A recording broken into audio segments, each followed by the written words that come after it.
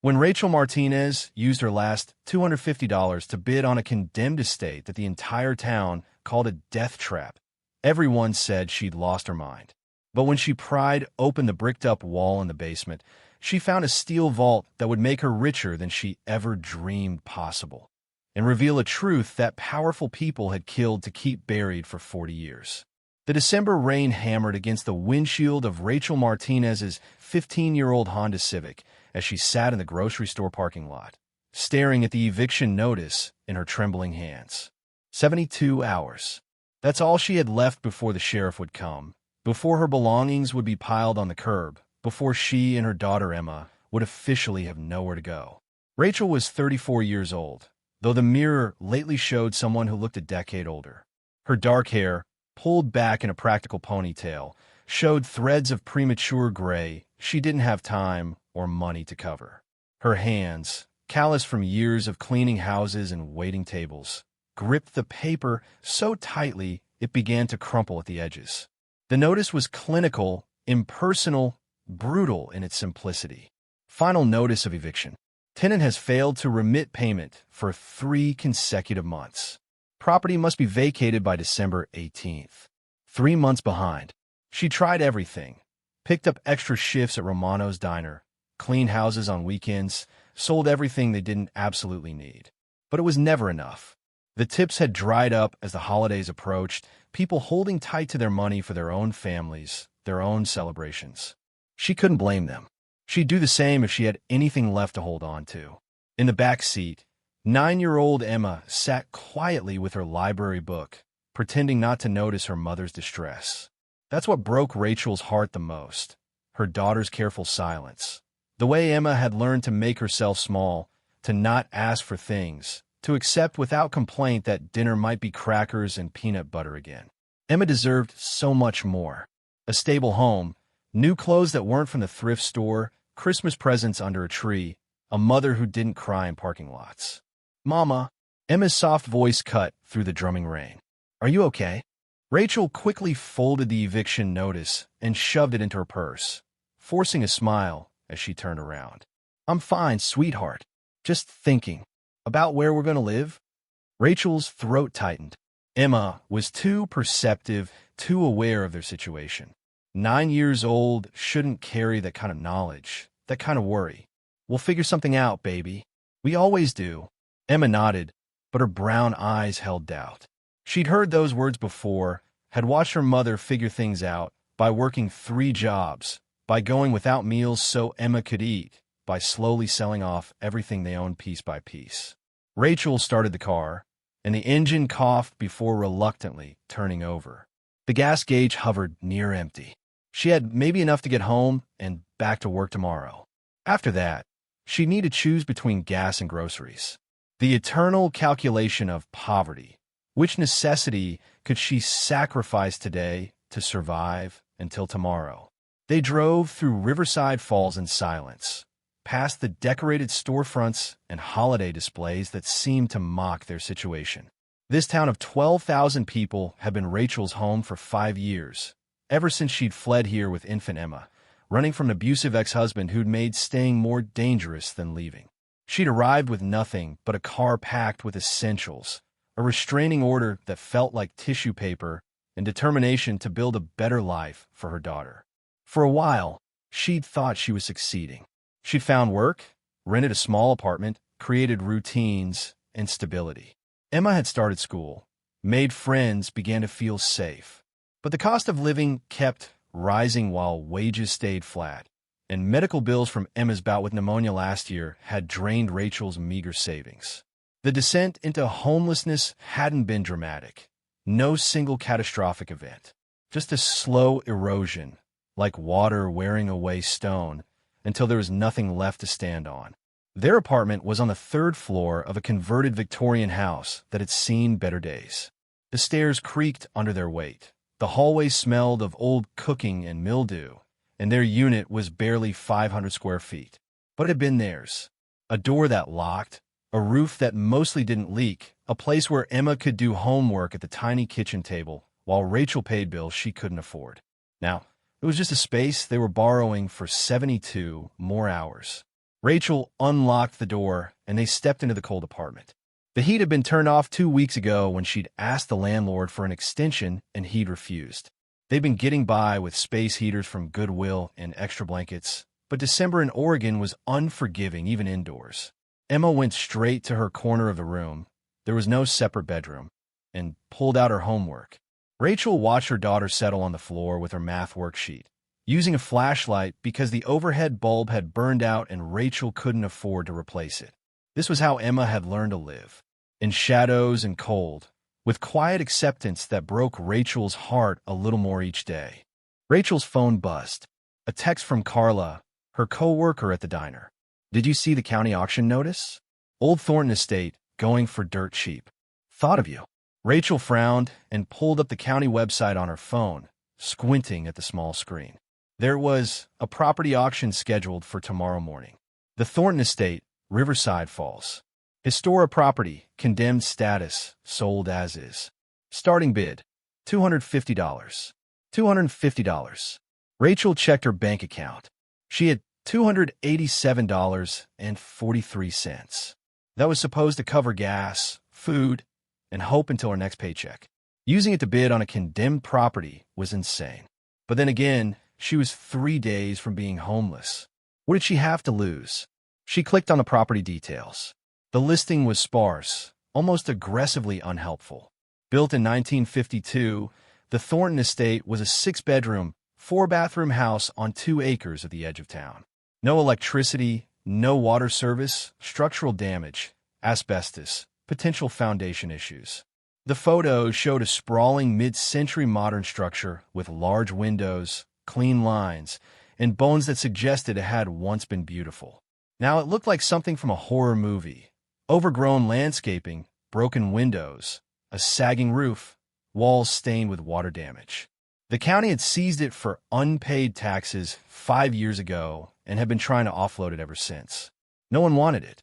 The cost of repairs would exceed the property value by hundreds of thousands of dollars. It was functionally worthless, unless you were already worthless yourself, unless you had nowhere else to go. Rachel read through the details 3 more times. The auction was at 9 a.m. tomorrow at the county courthouse. If she won, and given that starting bid, she'd likely be the only bidder, she'd have to pay immediately. Then she'd own a condemned house with no utilities and enough structural problems to ensure she'd never be able to sell it. But she'd own something. She'd have a roof, walls, land, a place the sheriff couldn't evict them from because she'd be the owner. It wouldn't be livable by any standard definition, but neither was a car or a homeless shelter. "Emma," Rachel said, her voice steadier than she felt. "How would you feel about living somewhere different? Somewhere bigger?" Emma looked up from her homework, hope flickering across her face before caution tamped it down. "Like a real house. Like a real house. It needs work, a lot of work, but it would be ours. Could I have my own room?" Rachel's eyes stung. "Yeah, baby. You could have your own room." Emma's smile was small but genuine. "Then I think that would be good." That night, Rachel lay awake on the thin mattress they shared, listening to Emma's soft breathing beside her and the rain continuing its assault on the roof. She was about to gamble their last $250 on a property everyone else had rejected. A property that might collapse around them, might have toxic mold or unstable foundations or any number of problems she couldn't afford to fix. But at least it would be theirs. At least they wouldn't be on the street. She thought about the Thornton family, whoever they'd been. The listing hadn't mentioned why the house had been abandoned, why taxes had gone unpaid, why this once beautiful estate had been left to rot. Houses didn't just get forgotten without reason. Something had happened here, something that had made walking away seem like the better option. Rachel pushed the thought aside. She didn't believe in curses or bad luck or cosmic justice. She believed in survival, in doing what needed to be done, in protecting her daughter at any cost. If this house could give them shelter, she'd make it work. She'd find a way. She always did. The next morning dawned gray and cold, the kind of December day that never quite got light. Rachel dropped Emma at school, the last day before winter break, and drove to the county courthouse with her hands clenched on the steering wheel and her stomach in knots. The auction room was nearly empty. A bored-looking clerk sat at a desk at the front. 3 men in work clothes stood against the back wall, probably contractors curious about salvage opportunities. And in the second row sat Diane Wu, a real estate agent Rachel recognized from around town. Diane was impeccably dressed as always, her gray suit probably worth more than Rachel's car. Rachel slipped into a seat in the third row, tried to make herself invisible. She felt acutely aware of her worn jeans, her threadbare coat, her secondhand boots with the sole starting to separate. Everything about her screamed poverty, desperation, poor decision-making. At 9 sharp, the clerk stood up and cleared his throat. "All right, folks, we got one property today. Thornton Estate, 4127 Riverside Road. 6 bedrooms, 4 baths, 2 acres. Property is condemned, sold as is, no warranties, no representations. Starting bid is $250. Do I hear $250? Silence. The contractors exchanged glances, but said nothing. Diane Wu examined her manicured nails. Rachel's heart hammered. She raised her hand. $250. The clerk looked almost surprised to see her. I have $250. Do I hear $300? More silence. One of the contractors shook his head and walked out. Going once at $250, Diane Wu turned around to look at Rachel, her expression unreadable. Going twice. Rachel held her breath. Sold for $250 to bidder number 7. Just like that, it was done. Rachel Martinez, single mother with $287 to her name, was now the proud owner of a condemned estate that no one else wanted. The panic set in immediately. What had she done? How would they survive in a house with no utilities, no heat, no water? What if the roof collapsed? What if there was toxic mold? What if she just made the worst decision of her life? After the auction, as Rachel was signing paperwork with the clerk, Diane Wu approached her. "Ms. Martinez, is it?" Rachel nodded warily. "Yes, I'm Diane Wu. I've been watching that property for years, hoping the county would get the price low enough to make it worth flipping." She smiled, though it didn't reach her eyes. "I have to admit, I didn't expect anyone to actually buy at $250. I needed a place to live," Rachel said simply. Diane's smile faltered. "You're planning to live there?" "Ms. Martinez, that house is condemned for a reason. It's not safe. The structure is compromised. There's likely asbestos. The electrical system is 60 years old. I'm aware it needs work." "Work?" Diane's voice rose slightly. "It needs to be torn down. I was going to buy it for the land value alone, maybe build something new on the lot. But living there? With a child? You can't be serious." Rachel felt heat rising in her cheeks. "Thank you for your concern, but I know what I'm doing."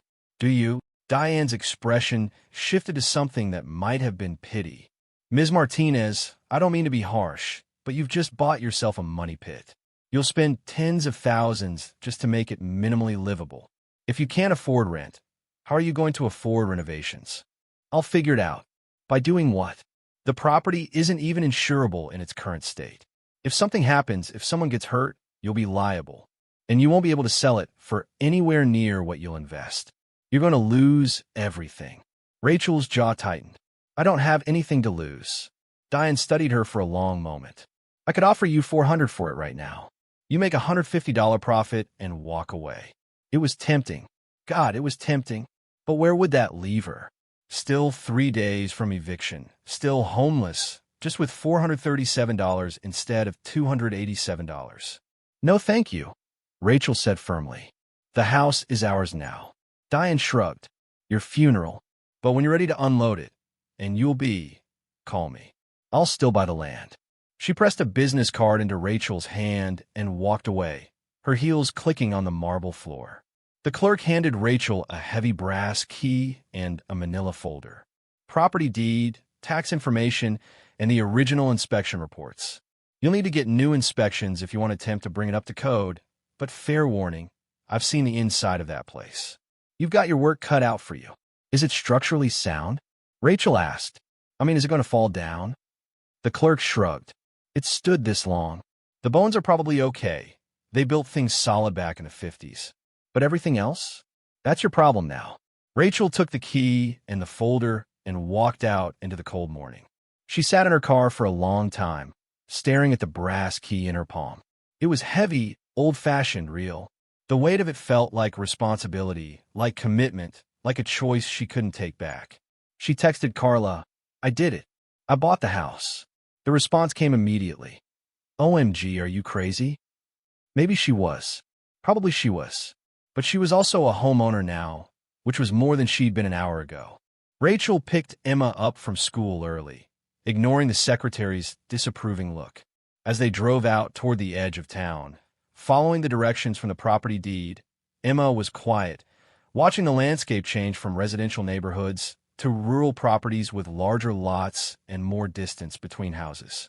"Where are we going, Mama?" "To see our new home." "We got it. We really got it. We really got it, baby."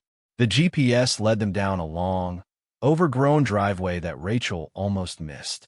Trees pressed in from both sides, their bare branches forming a tunnel overhead.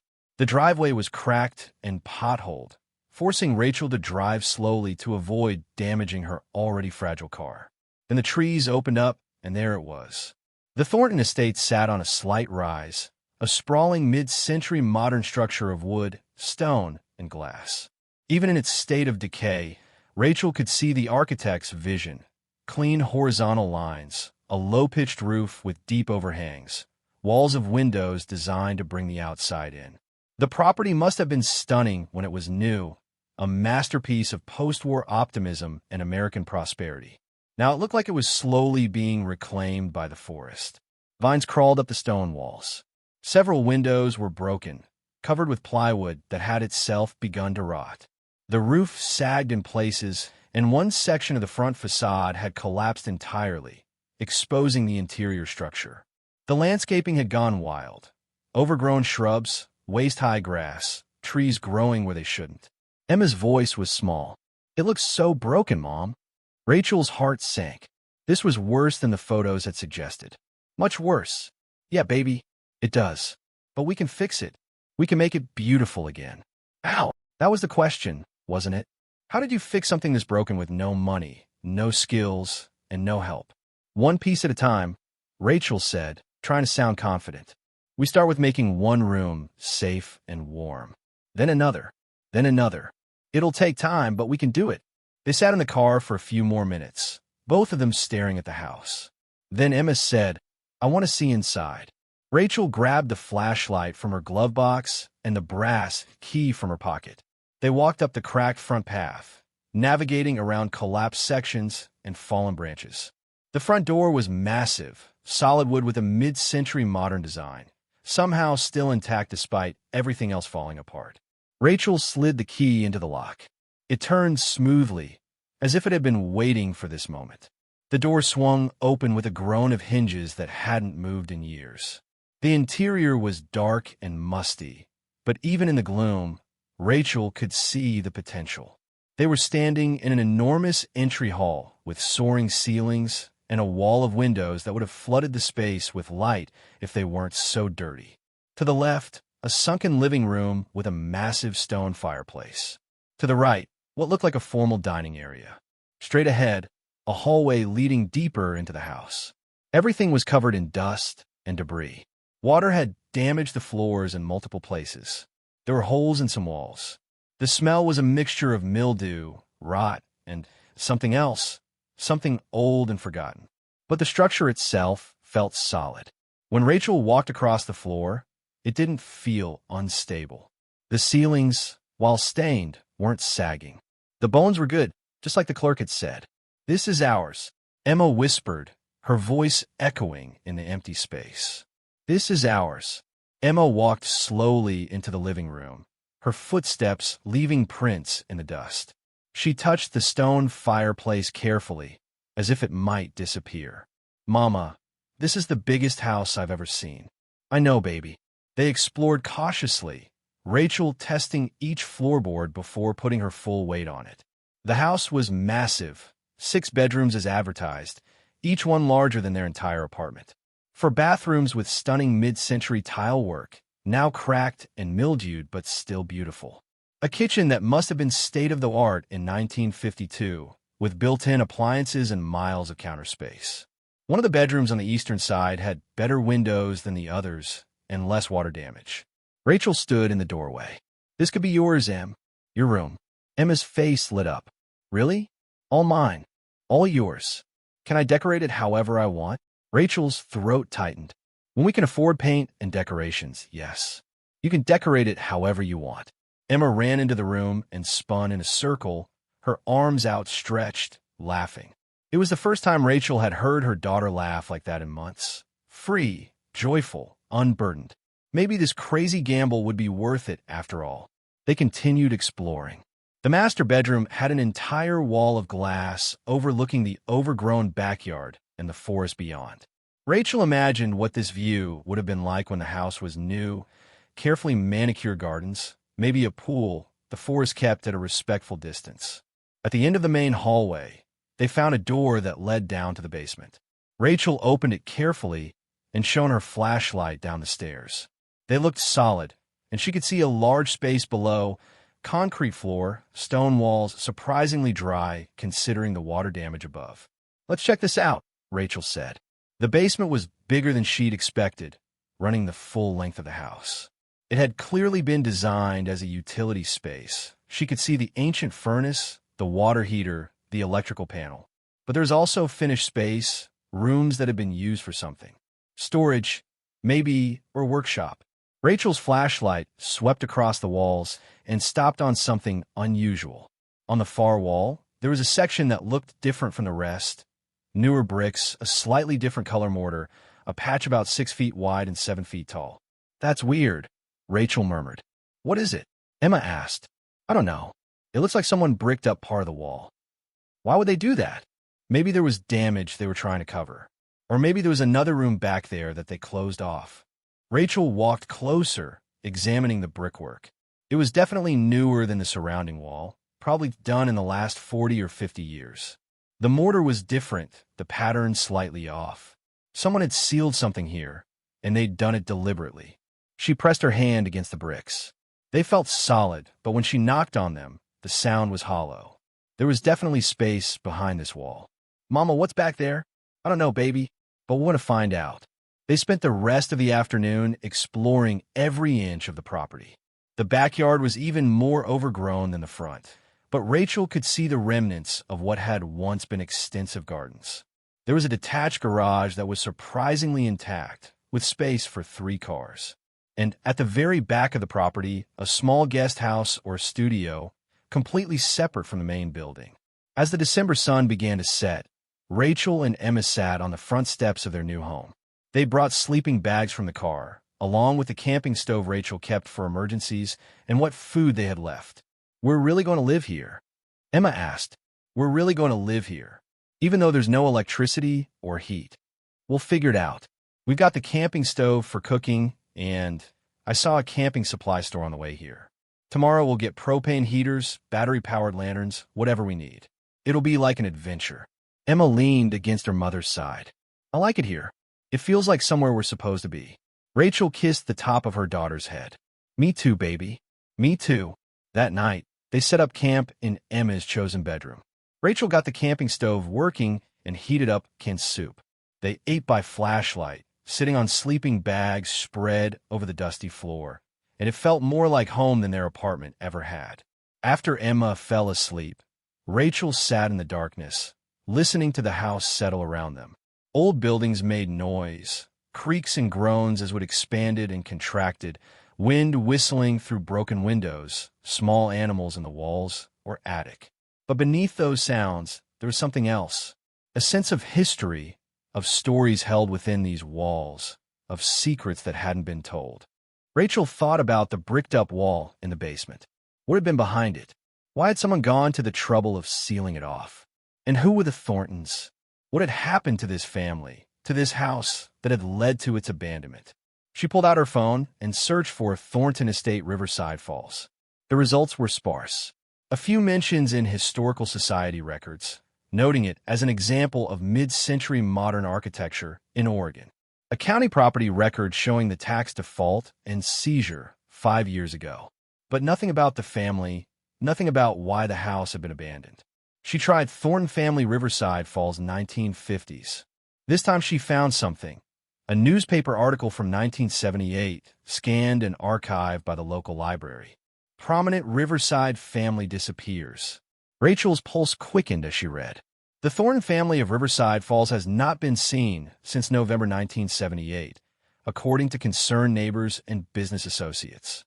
Douglas Thornton, 56, founder of Thornton Manufacturing, his wife Patricia, 52, and their daughter Jennifer, 19, were last seen at their Riverside Road estate on November 14th. Business associates became concerned when Douglas missed several important meetings. Police conducting a welfare check found the family's vehicles in the garage, their personal belongings apparently undisturbed, but no sign of the Thorntons themselves.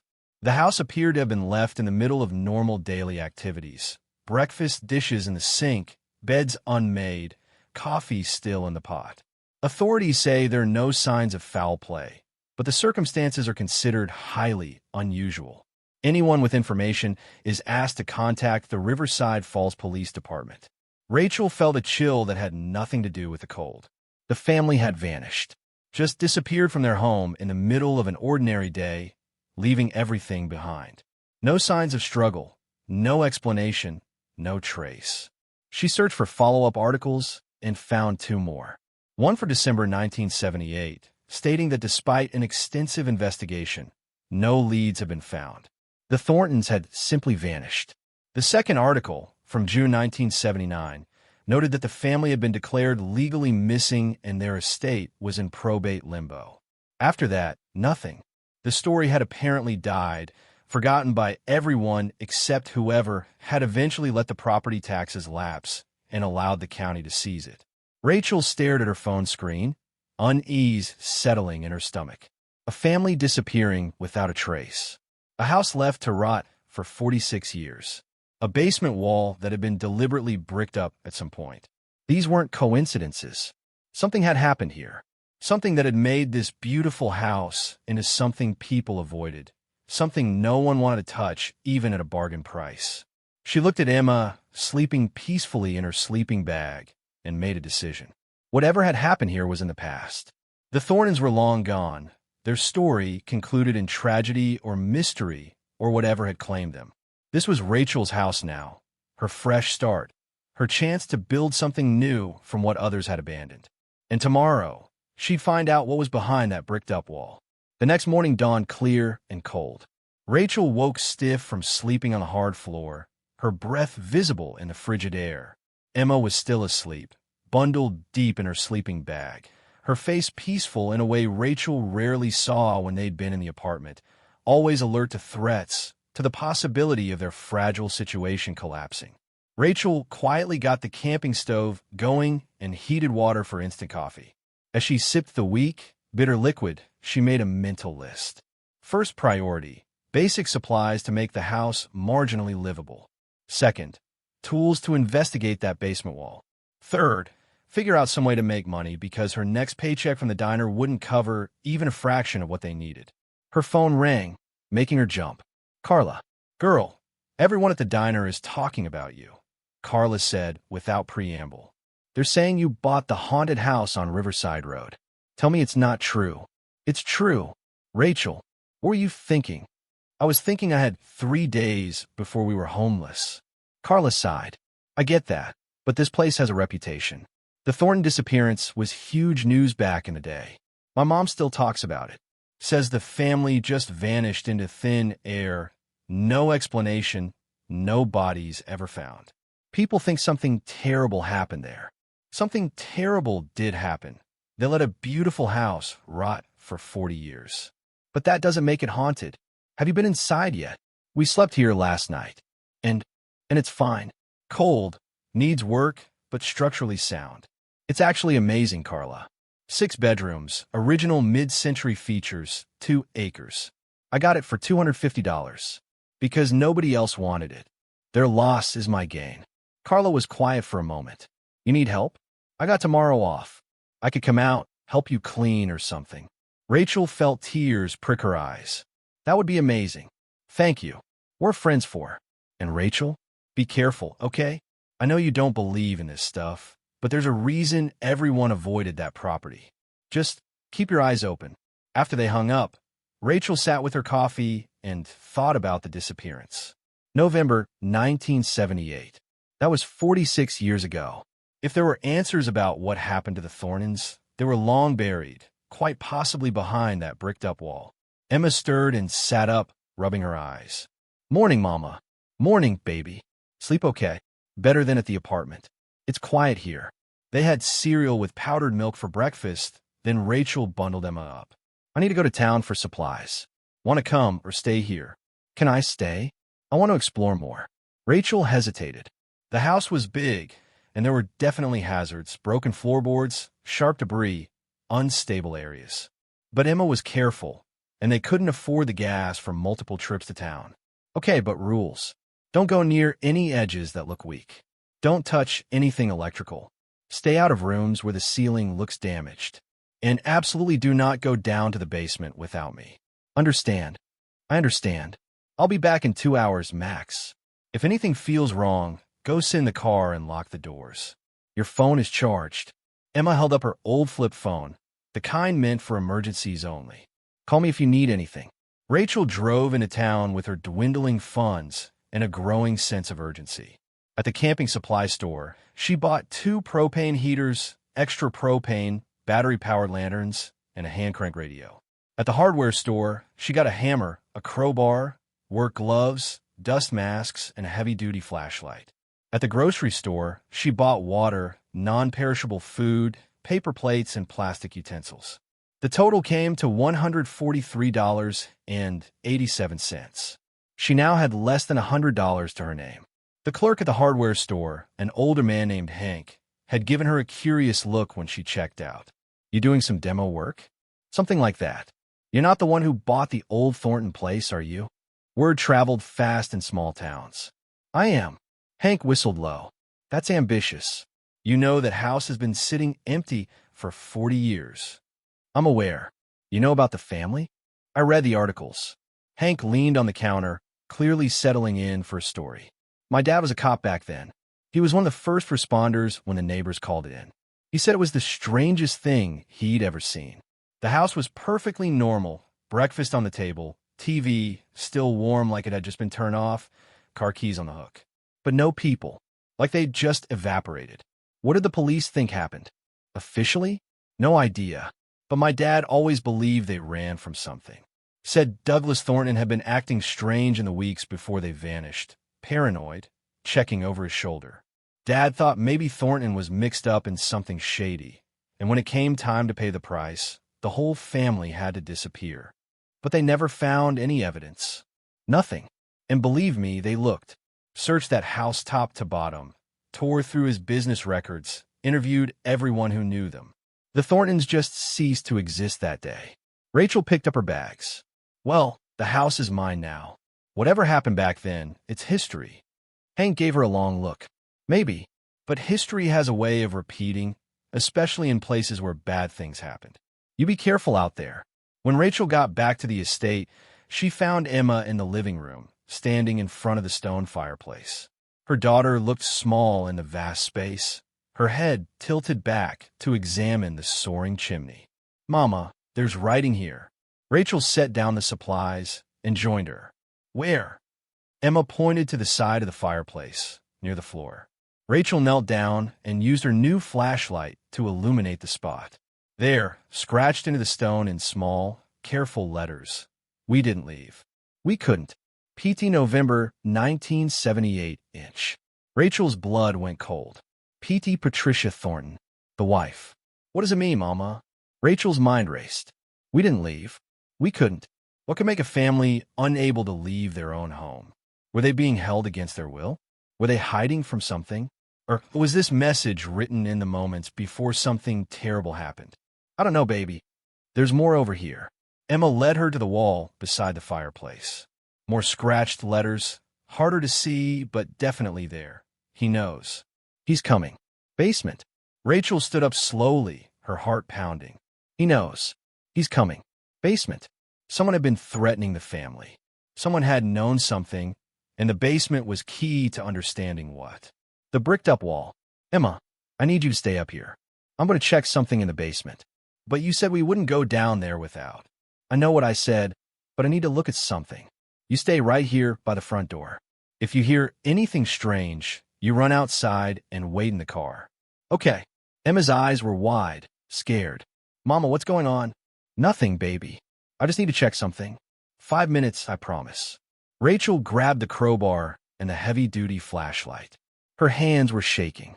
Part of her wanted to leave this alone, to accept the house as it was and not dig into whatever darkness it held. But another part, the part that had survived everything life threw at her, that had fled an abusive marriage with nothing but her baby and her will to protect her, that part needed to know what was behind that wall. She descended the basement stairs, her flashlight beam cutting through the darkness. The concrete floor was dry, the stone walls solid. Everything looked exactly as it had yesterday. Except now Rachel noticed something she'd missed. Scratch marks on the floor near the bricked-up wall, as if something heavy had been dragged across the concrete. Rachel approached the wall slowly. Up close, she could see that the mortar between the newer bricks was brittle, crumbling in places. This wall wasn't professionally built. Someone had sealed this in a hurry. She positioned the crowbar in a gap between bricks and pushed. The mortar cracked and crumbled. The brick shifted slightly. Rachel pulled it free and set it aside. Then another. Then another. With each brick removed, a smell began to emerge from the opening. Not decay, not death, but something metallic and old, like pennies that had been sitting in a jar for decades. After 20 minutes of work, she'd created a hole big enough to shine her flashlight through. Rachel took a deep breath, pressed her face to the opening, and looked inside. Her breath caught. Behind the wall was a room, maybe 10 by 12 feet, and it was filled with filing cabinets, boxes, and in the center, a massive steel vault. Rachel stared through the hole in the wall, her flashlight beam illuminating decades of dust suspended in the stale air. The steel vault dominated the sealed room, easily 6 feet tall and 4 feet wide, the kind of heavy-duty safe that banks used in the 1970s. Around it, filing cabinets lined the walls, and cardboard boxes were stacked in neat rows, all of them covered in a thick layer of undisturbed dust. Someone had sealed this room deliberately, carefully, hiding it from the world. And if Patricia Thornton's message was accurate, he knows. He's coming. Basement. This room held. Rachel pulled out her phone to take photos, her hands trembling. Whatever was in that vault, whatever was in those boxes, it was the reason the Thorntons had vanished. She was certain of it. She worked faster now, removing more bricks, widening the opening until she could squeeze through. The air inside the sealed room was thick and stale, untouched for decades. Rachel covered her mouth with her dust mask and stepped carefully over the rubble. The filing cabinets were old-fashioned metal, painted in institutional gray. Rachel tried the first drawer. Locked. She tried the second, the third, all locked. But the cardboard boxes weren't secure at all. She opened the nearest one carefully, half expecting something to jump out. Inside were ledgers. Dozens of accounting ledgers, the old-fashioned kind with columned pages and handwritten entries. Rachel pulled one out and opened it to a random page. The entries were dated 1976, meticulous records of transactions. Company names she didn't recognize, dollar amounts, dates, initials. She pulled out another ledger, this one from 1977. More transactions, but these had a different quality to them. The amounts were larger, tens of thousands, hundreds of thousands. And next to many entries were notes in the margins. Offshore, Cayman, Swiss transfer, bearer bonds delivered. Rachel's pulse quickened. These weren't normal business records. This was evidence of something hidden, something deliberately obscured. She moved to another box. This one contained photographs, hundreds of them, 8 by 10 black and white prints. Rachel shuffled through them slowly. They showed men in suits at what looked like business meetings, but also construction sites, warehouses, docks. In several photos, she recognized a younger version of the man from the newspaper article, Douglas Thornton. But there were other faces too, and in the margin of many photos, someone had written names and dates in pencil. Senator Morrison, February 1975, Judge Caldwell, April 1976, Chief Dawson, July 1977. Rachel sat back on her heels, her mind racing. Douglas Thornton had been documenting something, building evidence. These weren't just business records. They were proof of corruption, of illegal activity involving powerful people. Senators, judges, police chiefs. She moved to the vault, running her hands over its cold steel surface. It was a combination lock, the old mechanical kind with a dial. Rachel had no idea what the combination might be, and even if she did, she didn't know how to crack a safe. But as she examined the vault more closely, she noticed something odd. There was an envelope taped to the side, yellowed with age. Rachel carefully peeled it off and opened it with shaking hands. Inside was a handwritten note on Thornton Manufacturing letterhead. Asterisk if you're reading this. I'm probably dead. Patricia and Jennifer too. I tried to do the right thing. I tried to expose them, but they're too powerful, too connected. They warned me, stop digging or face consequences. I couldn't stop. The evidence is in this vault. Everything I found, everything I documented. Account numbers, transaction records, photographs, recordings. 43 years of systematic corruption. Bribes, kickbacks, money laundering, contract fraud. Hundreds of millions of dollars stolen from government contracts, from taxpayers, from people who trusted these men to serve the public good.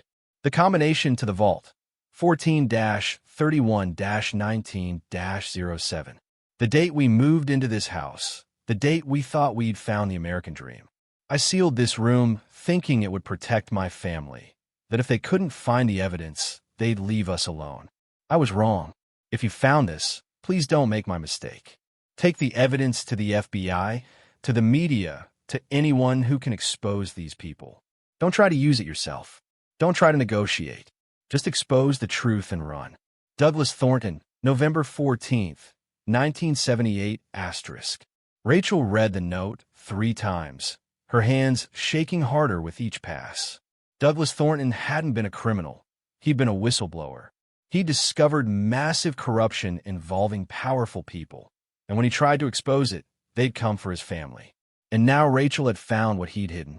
She looked at the vault, at the combination written in Douglas's careful handwriting. Every instinct screamed at her to walk away, to brick up this wall again and pretend she'd never found it. These weren't random criminals from 40 years ago.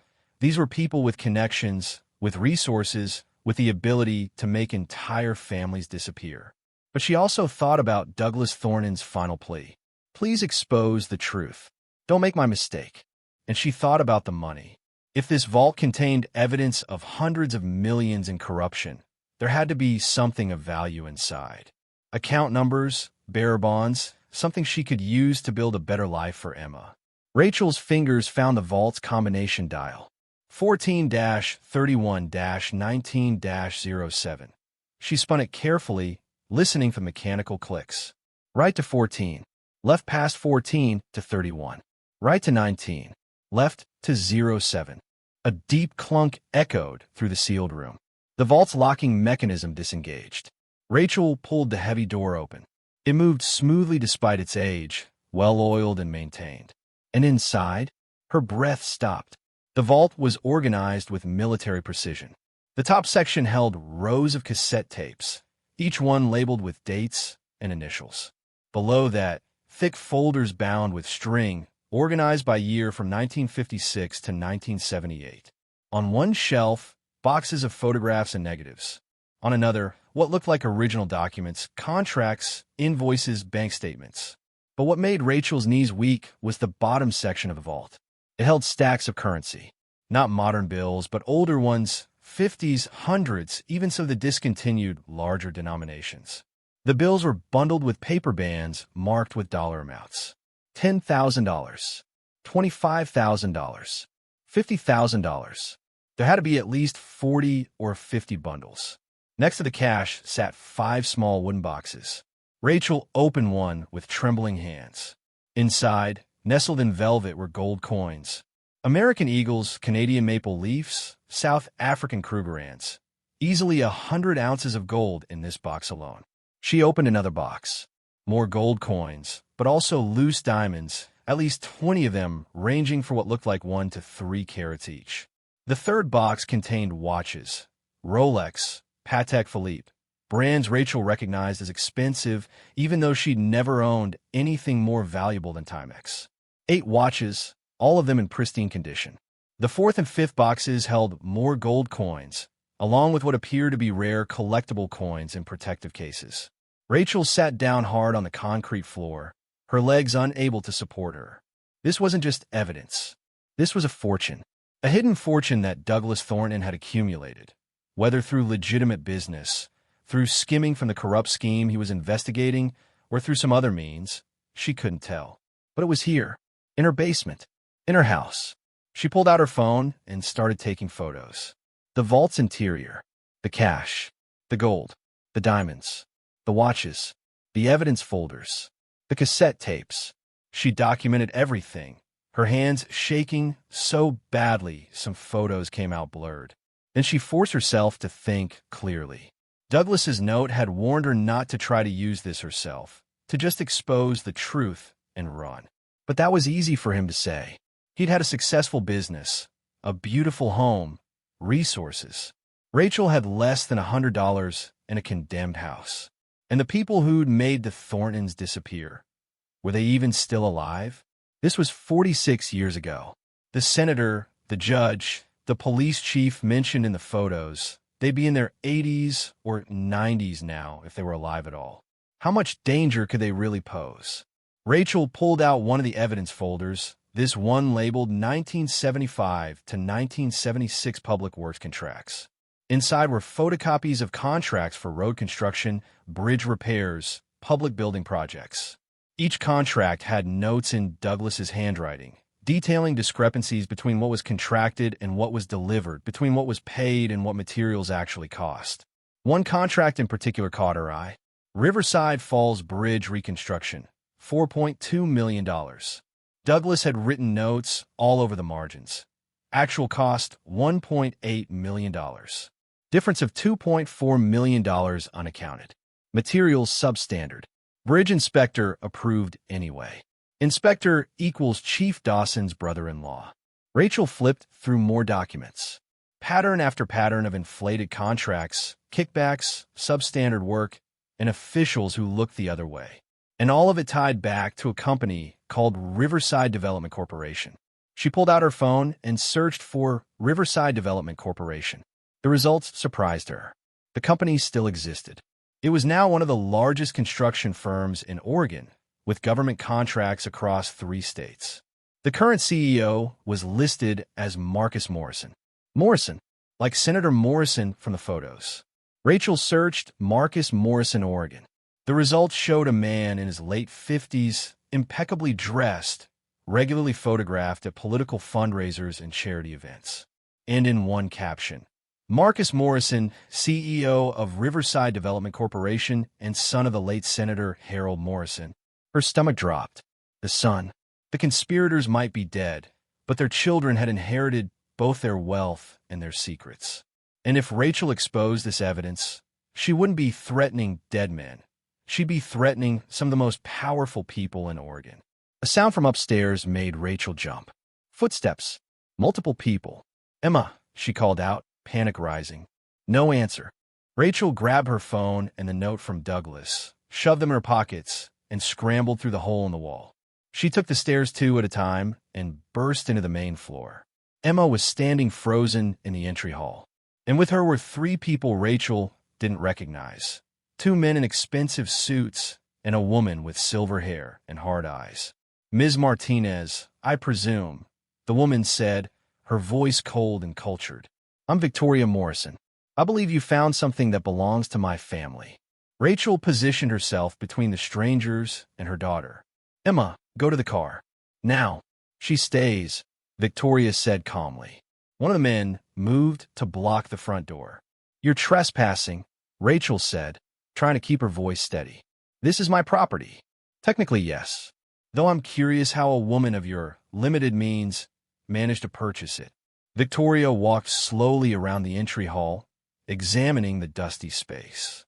"We've been monitoring this property for 46 years, waiting for someone to finally buy it, to inevitably discover what Douglas Thornton hid here. You triggered an alert when you registered the deed yesterday." Rachel's mind raced. An alert. These people have been watching this property for decades, waiting for someone to find what Douglas had hidden. I don't know what you're talking about, Rachel said. Victoria smiled without warmth. Don't insult my intelligence. We both know you've been in the basement. My associate watched you carry tools down there 2 hours ago. And based on the brick dust on your clothes and the vault key outline in your pocket, I'd say you've been quite busy. Rachel's hand instinctively went to her pocket, where she'd put Douglas's note after reading it. Here's what's going to happen, Victoria continued. You're going to give me everything from that vault. The documents, the recordings, the evidence my father and his associates have spent 46 years ensuring stayed buried. In exchange, I'll give you $500,000. Cash. Enough to renovate this house, enough to give your daughter a comfortable life, enough to make all of this worth your while. And if I refuse? Victoria's expression hardened. Then you'll discover why the Thorntons disappeared. My father was a United States Senator. Judge Caldwell's daughter is on the Oregon Supreme Court. Chief Dawson's son runs the state police. We have reach, Ms. Martinez. We have resources. And we have no intention of letting some desperate single mother destroy what our family's built. Emma whimpered. Rachel reached back and took her daughter's hand. You murdered the Thorntons, Rachel said quietly. We removed a threat. Douglas Thornton was going to destroy dozens of families, hundreds of careers, billions of dollars in infrastructure development. Yes, there were irregularities in how contracts were awarded, how money was distributed. But the work got done. Roads were built. Bridges were constructed. Oregon thrived. Douglas was willing to burn it all down over his precious principles. He was trying to expose corruption. He was trying to be a hero. And heroes get people killed. Victoria pulled out her phone. I have a car outside with $500,000 in cash. Take the money, Ms. Martinez. Give me what's in that vault. Walk away and never speak of this again. It's more than generous considering your circumstances. Rachel looked at her daughter's frightened face, thought about the threat these people represented, thought about Douglas Thornton's final plea, expose the truth and run. But she also thought about that note saying Douglas had tried to expose them and his family had been killed. Going to the FBI might not work if these people truly had the connections Victoria claimed. They could make evidence disappear.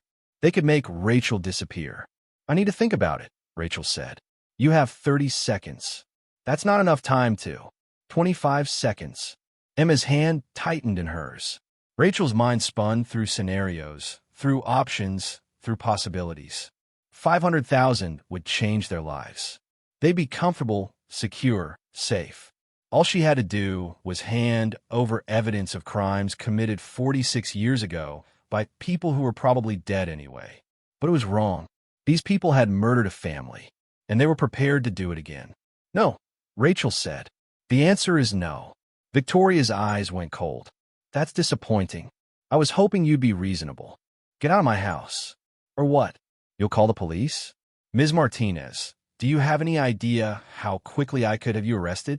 Your daughter taken into protective services? I could have this property condemned, seized, demolished before the end of the week. I could make your life a living hell. Then do it.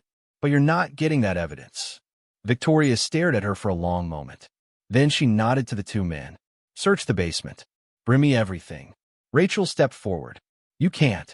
One of the men grabbed her arm. The other started toward the basement door. Mama! Emma screamed. That's when Rachel heard it. A car door slamming outside. Then another. Then voices. Through the dirty window, Rachel saw two police cars pulling up the driveway. Victoria's expression flickered with surprise, then anger. What did you do? I didn't do anything, Rachel said truthfully. She had no idea why police were here. The front door, which the man had been blocking, burst open. Two officers entered, hands on their weapons. Behind them came Diane Wu, the real estate agent, and an older man in a suit that screamed federal agent.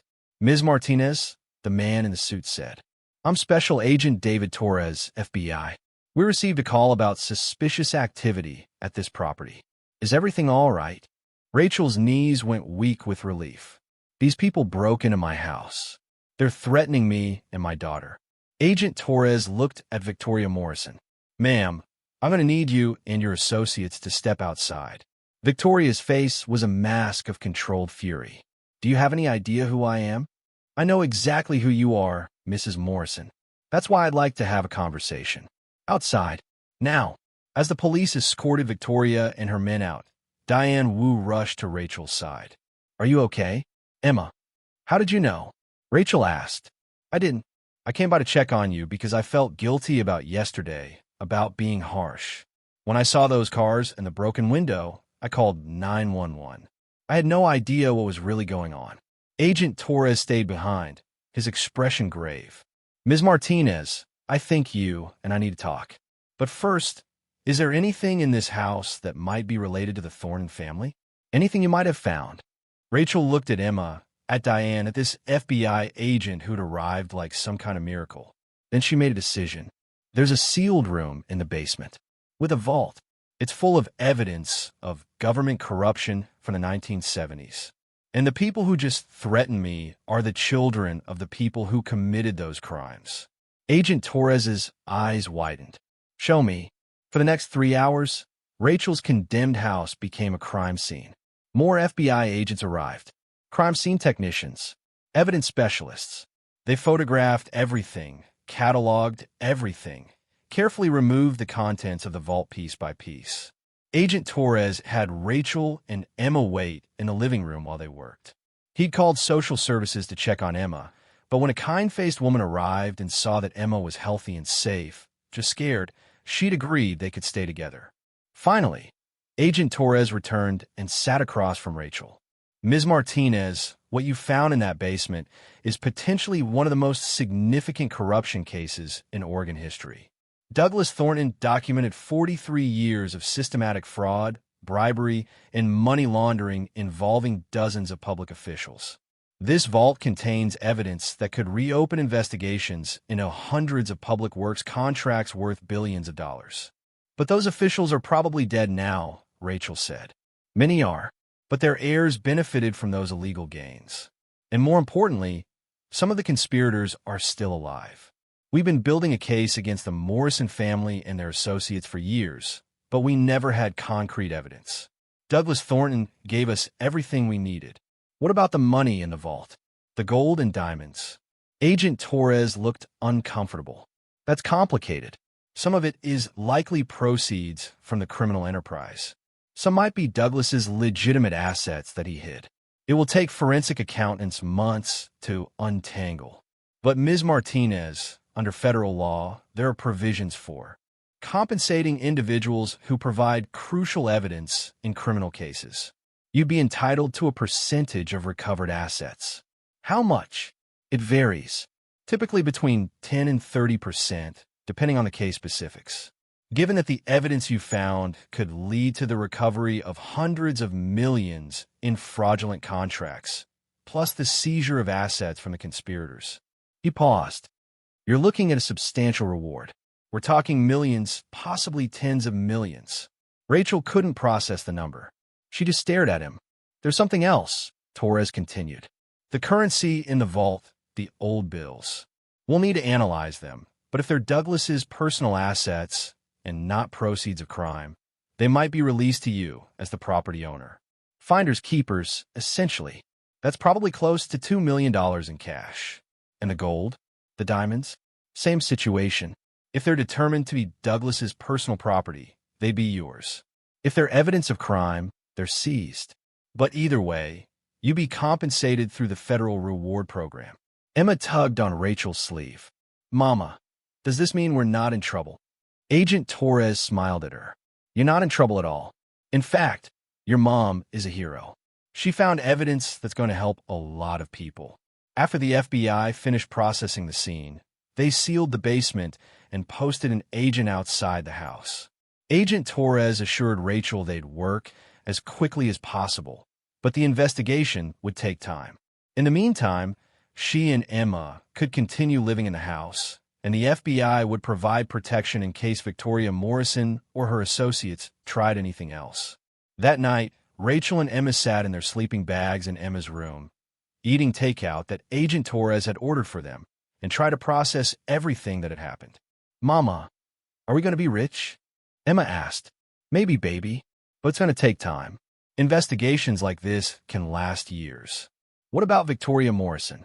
Is she going to come back? Agent Torres says she won't. The FBI is watching her now, and if she tries to threaten us again, she'll be arrested. Emma was quiet for a moment. I was scared today. Rachel pulled her daughter close. Me too, but we're safe now. Because you were brave. You told her no, even though she was scary. Sometimes being brave is the only choice we have. Over the next 2 weeks, Rachel's life transformed in ways she couldn't have imagined. The story broke. Not the full details, which were sealed by the investigation, but enough that news outlets picked it up. Single mother discovers evidence of historic corruption. Read the headline in the local paper. 46-year-old cover-up exposed, proclaimed the state newspaper. Suddenly, Rachel was being called a hero. People she'd never met sent donations. $10 here, $50 there, hundreds of small kindnesses from strangers who were moved by her story.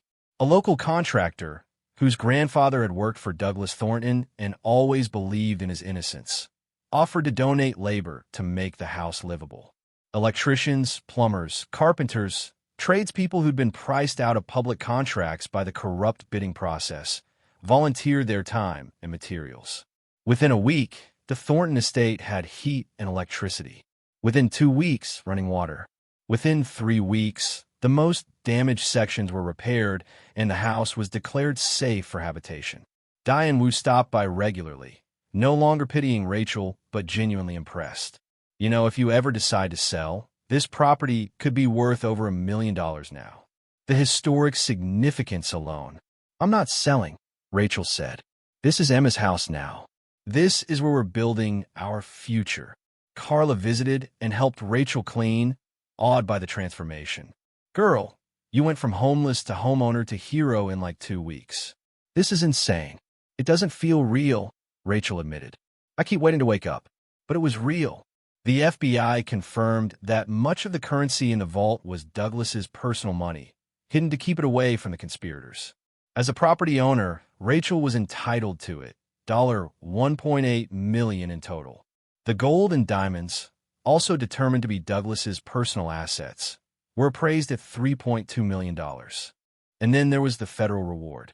Agent Torres estimated that based on the scale of corruption being uncovered and the assets being seized, Rachel's eventual compensation could reach $50 million or more. $50 million. The number was so absurd Rachel couldn't comprehend it. She'd spent years counting pennies, and now financial advisors were calling her, lawyers were offering services, investment firms were pitching strategies. It was overwhelming, terrifying, and somehow it felt wrong to benefit so much from Douglas Thornton's tragedy. One cold January afternoon, Rachel sat in the living room of the estate, now warm, with functioning lights and new furniture, and read through Douglas Thornton's personal papers that the FBI had released. Letters to his wife, journals, business correspondence. In one journal entry from 1976, Douglas had written, "I wonder sometimes if exposing this corruption is worth the risk to my family. Patricia worries constantly. Jennifer is afraid. But when I think about all the workers who lost jobs because of fraudulent contracts, all the taxpayers whose money was stolen, all the infrastructure that's substandard because contractors cut corners and officials looked away, how can I stay silent? If something happens to me, I hope someone finds this evidence and finishes what I started. Not for revenge, but for justice." Rachel wiped tears from her eyes. Douglas had known the risk. He'd chosen justice anyway. And now, 46 years later, he was finally getting it. Victoria Morrison and 3 of her associates were arrested in February. The charges included witness tampering, attempted extortion, and conspiracy to obstruct justice. More arrests followed. Judges who'd ruled in favor of Riverside Development Corporation despite obvious conflicts of interest, state officials who'd awarded contracts to companies they had financial stakes in, police officers who'd helped cover up investigations. The state of Oregon launched a massive audit of public works contracts going back decades. Billions of dollars in fraudulent activity were uncovered. The Morrison family's assets were seized. Riverside Development Corporation was dissolved. And through it all, Rachel's story remained front and center. The homeless single mother who'd bought a condemned house for $250 and uncovered the biggest corruption scandal in state history. Interview requests poured in. Rachel declined most of them, but she accepted one from a journalist who wanted to write a book about Douglas Thornton, giving him the recognition he deserved as a whistleblower who died trying to do the right thing. In March, Rachel received her first official payment from the FBI, an advance of $5 million against her eventual reward, meant to help her rebuild her life while the investigation continued. She stared at the number in her bank account for an hour, certain there'd been a mistake. But it was real. All was real. Rachel hired a financial advisor recommended by Agent Torres, someone trustworthy who specialized in helping people who'd come into sudden wealth. Together, they created a plan. Set aside money for Emma's education, college, graduate school, whatever she wanted. Invest conservatively to ensure long-term security. Make charitable donations to causes that mattered. And finish restoring the Thornton estate to its former glory, turning it into something Douglas would be proud of. By April, the house was stunning. The mid-century modern architecture shone again. Walls of windows showcasing the forest view, clean lines and elegant proportions restored, original features preserved and highlighted. The overgrown landscaping was tamed, revealing the gardens that Patricia Thornton had once carefully maintained. Emma had her own room, decorated exactly how she wanted, pale blue walls, bookshelves filled with new books, a window seat where she could read and watch the forest. She had her own bathroom with working plumbing and hot water. She had a closet full of new clothes and a desk for homework and safety. For the first time in her life, Emma had everything she needed. Rachel stood in the master bedroom one evening, looking out at the sunset through the wall of windows, and felt something she hadn't experienced in years: peace. Not just the absence of panic, but genuine peace. The knowledge that tomorrow wouldn't bring crisis, that they had a future, that Emma could grow up without the weight of poverty crushing her potential. Agent Torres called that same evening with an update. The forensic accountants have finished their initial assessment. Based on the evidence from Douglas's vault, they're projecting total asset recovery of over $800 million. Your share at the standard 20% rate for crucial whistleblower evidence would be $160 million. Rachel sat down hard on the bed. That can't be right. It's right. The scope of the corruption was even more extensive than we initially thought. Douglas Thornton documented everything. Every fraudulent contract, every kickback, every laundered payment. It's the most comprehensive whistleblower evidence I've seen in my career. You'll receive the full payment once all the criminal trials are concluded, probably within 18 months to 2 years. $160 million. Added to the $5 million she'd already received and the assets from the vault, Rachel would have close to $200 million. She thought about Emma sleeping peacefully in her room down the hall. Thought about the years of struggle, of choosing between gas and groceries, of eviction notices and broken-down cars, and the constant terror that she wasn't enough, couldn't provide enough, would fail her daughter. All of that was over now. Forever. Ms. Martinez? Torres said. You still there? I'm here. I don't know what to say. You don't have to say anything. You earned this. You found the evidence. You stood up to people who threatened you. You did what Douglas Thornton hoped someone would do. You deserve every penny. After they hung up, Rachel walked down the hall to Emma's room. Her daughter was asleep, cuddled under new blankets in her new bed, surrounded by the safety and comfort she'd always deserved. Rachel sat on the edge of the bed and gently brushed hair from Emma's forehead. We made it, baby, she whispered. We really made it. The next morning, Rachel got a visitor she didn't expect, an elderly woman with kind eyes and an air of quiet dignity. She introduced herself as Margaret Thornton, Douglas's younger sister. I heard you found my brother's evidence, Margaret said as they sat in the living room. I wanted to thank you. For 46 years, our family has lived with the not knowing. What happened to Doug, Patricia, and Jennifer? Why they vanished? Now, finally, we have answers. I'm so sorry about what happened to them, Rachel said. Margaret's eyes filled with tears. Douglas was a good man. Stubborn, principled, unwilling to look away when he saw injustice. Those qualities got him killed, but they also meant he left behind the evidence needed to bring his killers to justice, even if it took half a century. I wish I could have known him. In a way, you did. You found his house, his evidence, his legacy. You finished what he started. Margaret reached in her purse and pulled out a small photo album. I wanted you to have this. Pictures of my brother and his family when they lived here, when this house was full of life and love. I think Douglas would want you to know them. To know this place's real history, not just the tragedy. Rachel took the album with reverence. Inside were photos from the 1960s and 70s. Douglas and Patricia on their wedding day, Jennifer as a baby, family gatherings in the backyard, Christmas mornings in the living room. The house in these photos was radiant, alive, a home in the truest sense. I'm going to take care of it, Rachel promised. This house, their memory, everything they stood for. I'm going to make sure it means something. Margaret squeezed her hand. You already have. The trials began in September, 8 months after Rachel had opened that vault. The courthouse in Portland became the center of a media circus that dominated Oregon news for weeks.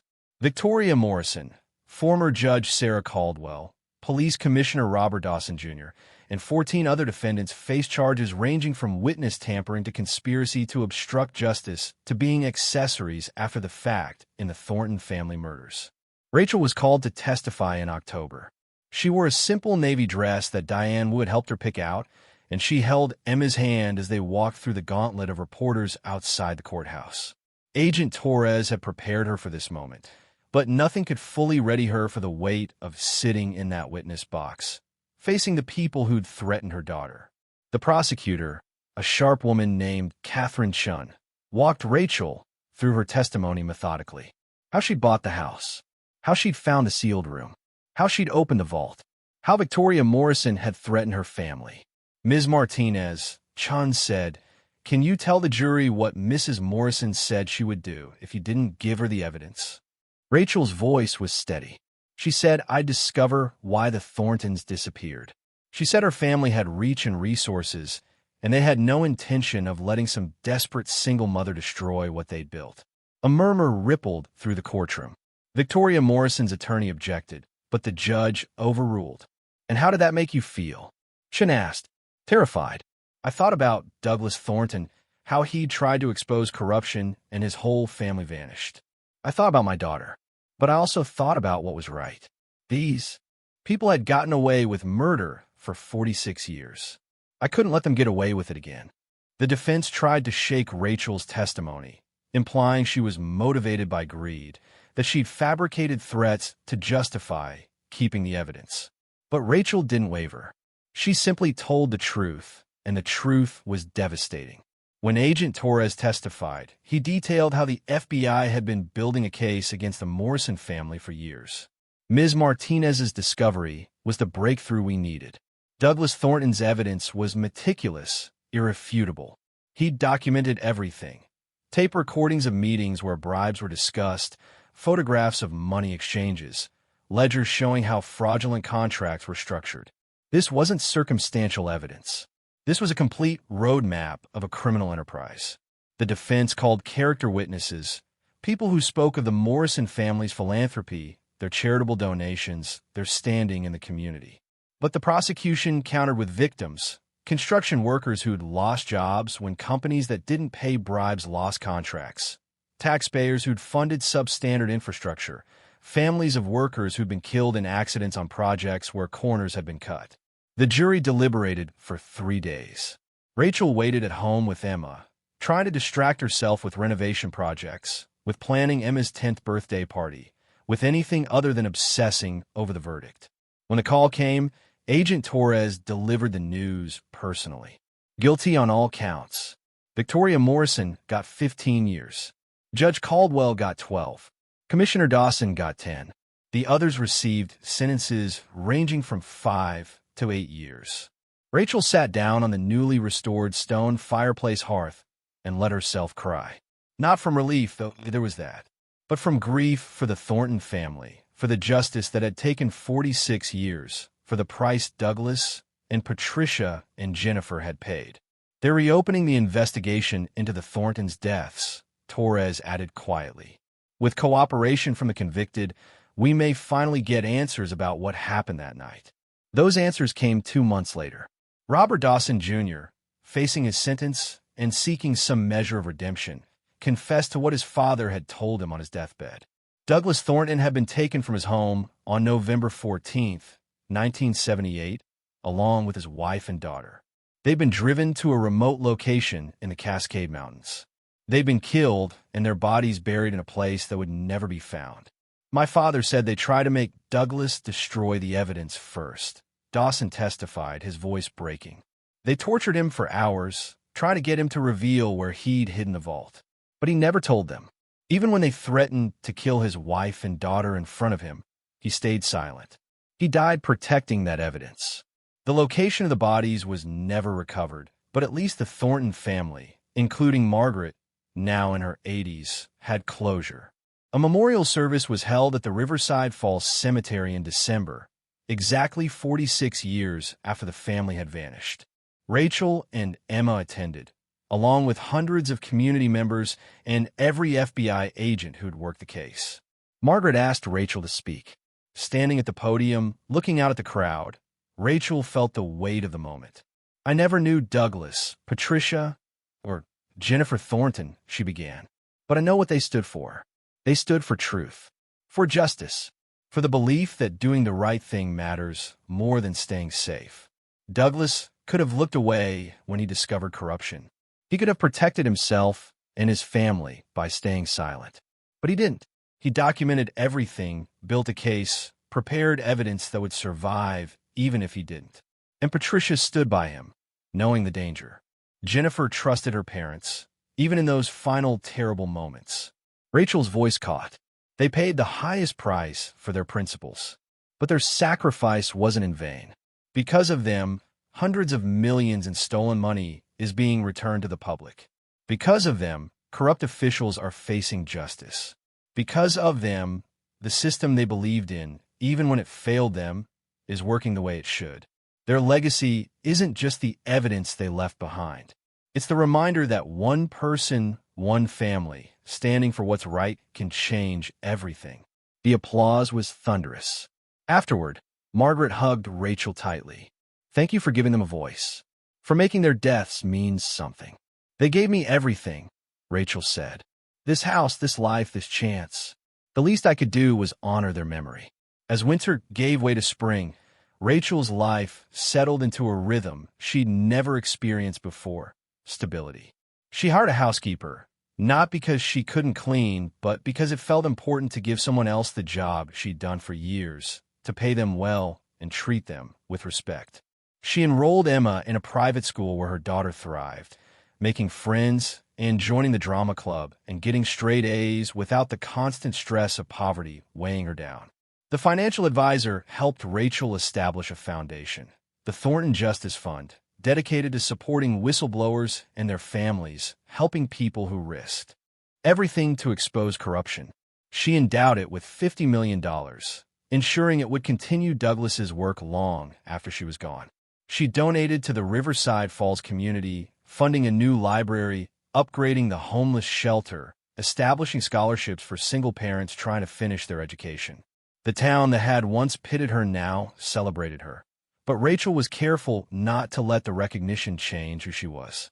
Diane Wu became an unexpected friend, helping Rachel navigate her new social status and protecting her from the fortune hunters and opportunists who inevitably appeared. Carla remained her best friend, the person she could call at 2 in the morning when the enormity of everything overwhelmed her. "You know what's wild?" Carla said one evening as they sat on the restored deck overlooking the forest. "A year ago, you were sleeping in your car between shifts at the diner. Now you're worth $200 million. It doesn't feel real most days," Rachel admitted. "I keep expecting someone to tell me there was a mistake, that the money isn't really mine. It's real. You earned it. Not by luck, but by being brave when it mattered." Rachel sipped her wine, good wine, the kind she'd never imagined being able to afford, and thought about that. "I wasn't brave. I was desperate. Being brave would have been exposing the evidence even if there was no reward. You told Victoria Morrison no when she threatened your daughter. That's brave. You could have taken her money and disappeared. You chose justice instead. Maybe Carla was right. Maybe courage wasn't the absence of fear or desperation, but the choice to do right despite both. Emma's 10th birthday party in May was everything Rachel had dreamed of giving her daughter. 20 kids from school, a bouncy castle, a magician, a table overflowing with food present stacked high. Emma's face glowed with happiness as she ran around with her friends, playing in the forest, exploring the estate that was now truly their home. Rachel watched from the deck with Margaret Thornton, who'd become a surrogate grandmother to Emma. Douglas would have loved this, Margaret said. Seeing this house full of children and laughter again. That's what it was built for. I think about them every day, Rachel said. I wonder if they'd approve of what I've done with the house, with the money. They'd be proud. You didn't just find their evidence. You gave it purpose. You made their sacrifice matter. That night, after the guests had left and Emma was asleep in her room, Rachel walked through the quiet house. She ran her hands along the restored mid-century woodwork, looked out through the cleaned windows at the moonlit forest, stood in the basement where the sealed room had been. Now empty, the vault donated to the State Historical Society as a memorial to Douglas's courage. In the living room, Rachel had commissioned a plaque mounted on the stone fireplace, next to where Patricia Thornton had scratched her desperate message. It read, "In memory of Douglas, Patricia, and Jennifer Thornton, who sacrificed everything for truth and justice. May their courage inspire us all." This house stands as their memorial, a reminder that doing right matters more than staying safe. Rachel touched the plaque gently. "I hope I'm making you proud," she whispered to ghosts who might or might not be listening. The final settlement came in July, 15 months after Rachel had found the vault. The total asset recovery reached $847 million. Rachel's 20% share came to $169.4 million. Combined with the $5 million advance and the $5 million from the vault's contents, she had $179.4 million. Her financial advisor had invested conservatively, generating returns that meant the principal would never be touched. Rachel could spend $1 million a year for the rest of her life and still leave Emma wealthier than she'd started. It was absurd, overwhelming, and sometimes, in quiet moments, guilt-inducing. She'd done nothing but buy a condemned house and find something that someone else had hidden. Did she really deserve this much? But Agent Torres, who'd become a friend over the months, had an answer when she voiced these doubts. "You deserve every penny. You put yourself and your daughter at risk. You stood up to powerful people who'd killed before. You refused $500,000 to do the wrong thing when you had nothing. That's not luck, Rachel. That's character. And character has value." Maybe he was right. Maybe the universe, or fate, or simple chance had finally rewarded years of struggle with an impossible windfall. Maybe she could stop questioning and just accept. Emma certainly had no trouble accepting their new reality. She'd gone from a child who never asked for anything to a girl who was learning it was okay to want things, to dream, to believe the future held possibility instead of just survival. "Mama," Emma said one August evening as they sat on the deck watching fireflies. "Can I ask you something?" "Anything, baby. Are you happy now? Like really happy?" Rachel pulled her daughter close. "I'm happier than I ever thought possible." "Are you?" "Yeah, but sometimes I miss the old apartment." "Is that weird?" "Not weird at all. That apartment was where we were together, where we survived. It's okay to remember it. I just don't want to forget what it was like before, when things were hard." Rachel's heart swelled with love for this wise, thoughtful child. "We won't forget. I promise. In fact, I've been thinking about something. What if we use some of this money to help other families like we used to be? Families who are struggling, who need a break." Emma's eyes lit up. "Like how?" "Like maybe building housing for single parents. Places where rent is affordable, where there's childcare and job training and support. Places where people can get back on their feet. That would be amazing. Can I help? I'm counting on it." The Thornton houses opened 18 months later, a development of 60 apartments designed specifically for single-parent families in crisis. Rent was based on income, never more than 20% of what a parent earned. On-site childcare was free. Job counselors helped with resume building and interview skills. It was everything Rachel had needed when she'd been sleeping in her car between shifts.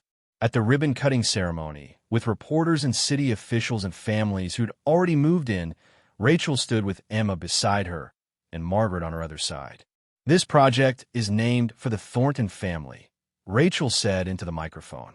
Douglas, Patricia, and Jennifer believed in justice, in community, in helping those who needed it. They paid the ultimate price for those beliefs. But their legacy lives on, not just in the corruption they exposed, but in the good we can do with the resources their sacrifice provided. Every family who finds stability in these homes, every child who has a safe place to sleep and dream, every parent who gets a second chance.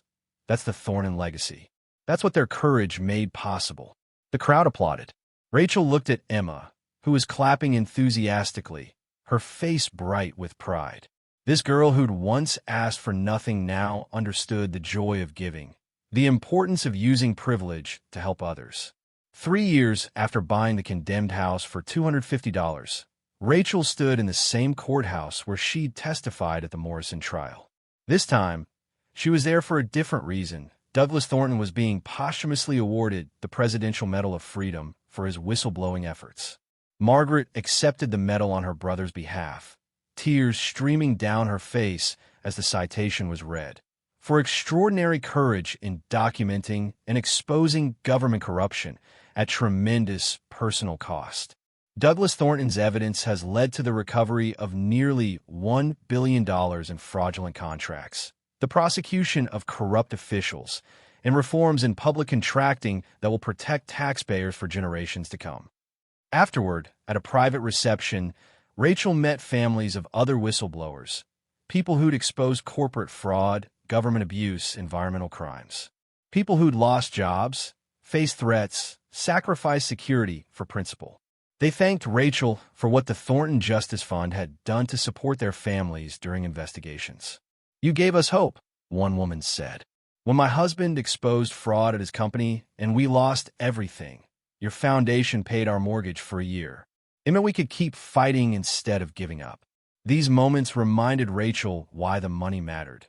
Not for luxury or status, but for impact, for the ability to change lives the way hers had been changed. Emma grew.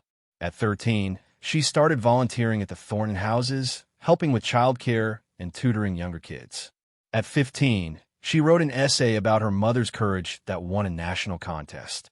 At 16, she announced she wanted to study social justice and nonprofit management in college. "I want to do what you do, Mama," Emma said. "Help people who need it. Make the world better."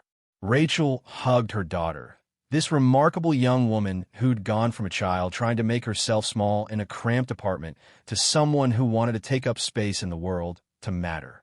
"You already make the world better, baby, just by being you." The Thornton estate itself became part of Rachel's mission. She opened sections of it for community events, fundraisers for local charities, support groups for single parents, summer camps for kids from low-income families.